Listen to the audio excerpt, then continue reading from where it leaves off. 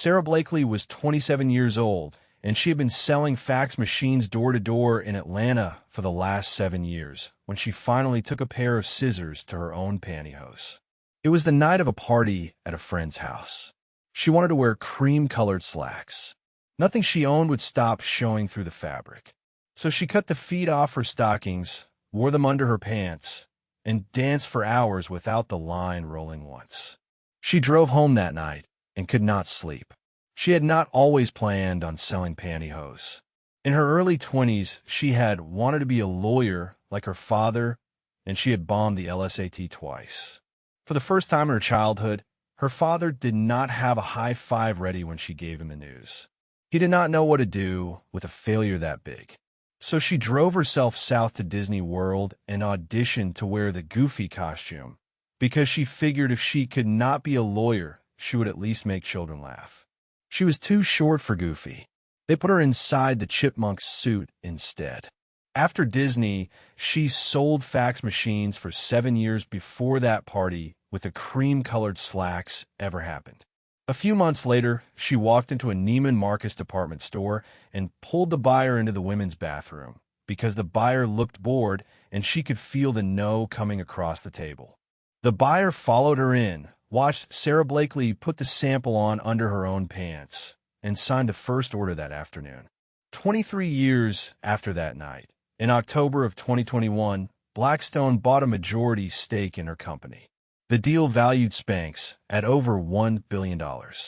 She still owned every share. She had taken zero outside money. And the first thing she did with the cash was charter planes to fly every employee to a beach in Italy and hand each one $10,000 in spending money. That part is famous. The story underneath, it is not. The story underneath, it is that her father, when she was a little girl, used to ask her the same question every Friday night at the dinner table. He would put his fork down, look across at his daughter, and say, "So, what did you fail at this week?" She did not understand it the first time. She thought it was a trick. He asked again. So she said the truth. Gymnastics tryouts.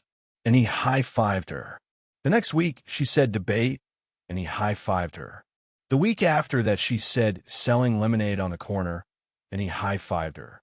The only time his face fell across the table was the week she said nothing. He looked across at her and told her, "Sara, if you did not fail this week, you did not try anything new. We have a problem." So she grew up understanding failure as a kind of currency. While the other kids on her block kept their failures hidden in shoeboxes under their beds, she was collecting hers out in the open every week and spending them at the dinner table for her father's approval. That is the rule the rest of us never learned. And that is the rule that, 20 years later, made it possible for her to keep knocking on office doors selling fax machines after the 100th no of the week, and to walk into the Georgia Tech library and read patent books for 7 straight days because she could not afford a lawyer, and to drive a Mazda Miata that needed a new transmission down to North Carolina, and have every hosiery mill owner she met laugh in her face for 2 days straight before driving home alone in the dark, questioning whether any of this was real. 2 weeks later, her phone rang. One of the mill owners had gone home that night and told his teenage daughters about the woman in the lobby with the scissored stockings. His daughters told him to make it for her. That phone call was the first time the universe answered her on the other side of a failure. She had heard 20 closed doors in a row. She had cashed every lesson she could pull out of them. And the biggest one was this: the person with the checkbook does not always see the customer. Sometimes their daughters do.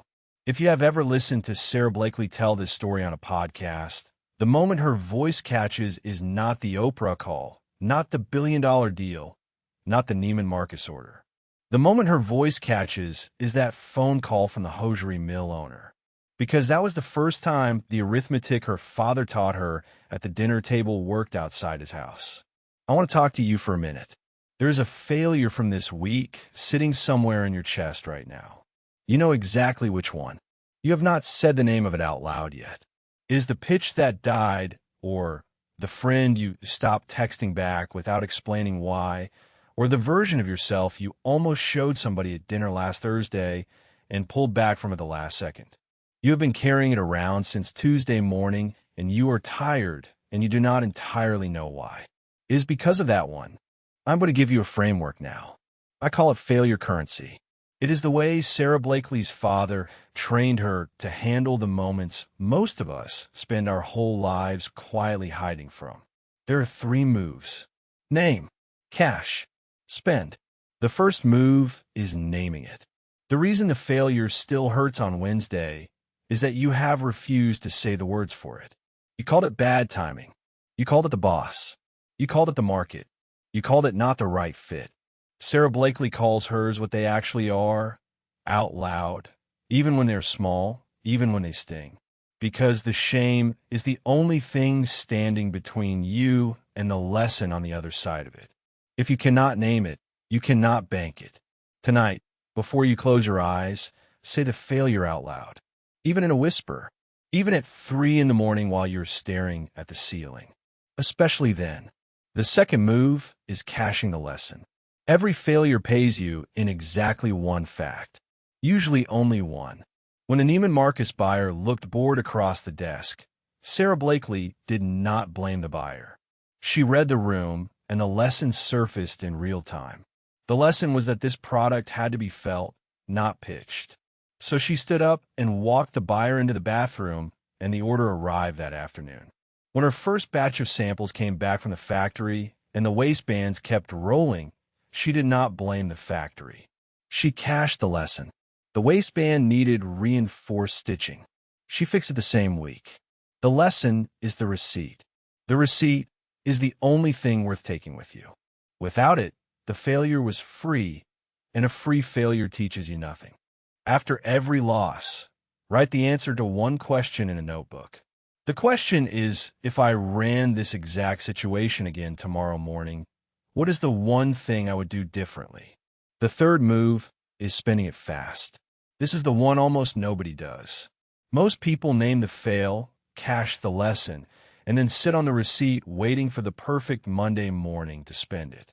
The perfect Monday morning never arrives. Fear refreezes around the lesson within about 72 hours, and after that the lesson rots quietly into a story you tell at dinner parties about the year you almost made it. Sara Blakely files patents within a week of an idea. She makes the next sales call before the rejection has time to settle in her chest. She moves while the bruise is still purple. A bill unspent expires. If the lesson from Sunday's failure is not cashed and spent by Wednesday morning, it will never be spent at all. That is the failure currency framework. Name, cash, spend. 3 questions for you to answer before you go to sleep tonight. 1. What did you actually fail at this week? The real one, not the polite version. Say it now in the quietest voice you have. 2. What is the single fact that failure paid you? Just one. Write on a piece of paper next to your bed. 3. What is the one action in the next 72 hours that spins that fact in the real world? The one that scares you a little. You do not need to tell me. You do not need to post about it. You do not need to tell your friends. Just do the thing. That is what failure currency looks like in practice. 3 questions, 1 piece of paper next to your bed, 1 action before Wednesday morning. The only thing standing between you and running it tonight is the small voice that still treats failure like shame instead of money. Sara Blakely's father knew the difference at the dinner table. Most fathers do not. And most of us spend the first 30 years of our lives unlearning what they handed us before we can ever use our own currency. Somewhere in this country tonight, there is a little girl being told, do not fail, do not embarrass us, do not waste the opportunity. She is being trained to spend the next 30 years of her life hiding her receipts. Sara Blakely was trained the other way at the same age.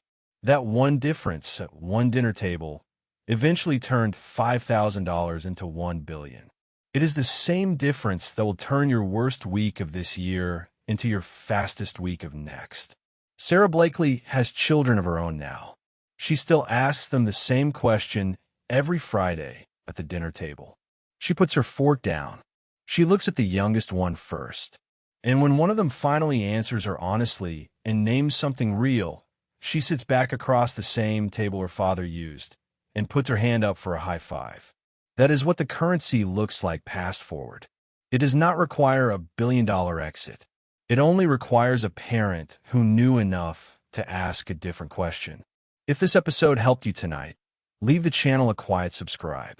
We are still growing entirely on word of mouth. Next time, we're going to talk about the night a streaming DVD company almost died, and the founder who walked into a boardroom and killed his own business model in a single afternoon to save it. His name is Reed Hastings. The company is Netflix. The framework is called the pivot. You will never want to defend a sunk plan again. Sharper thinking, one model at a time.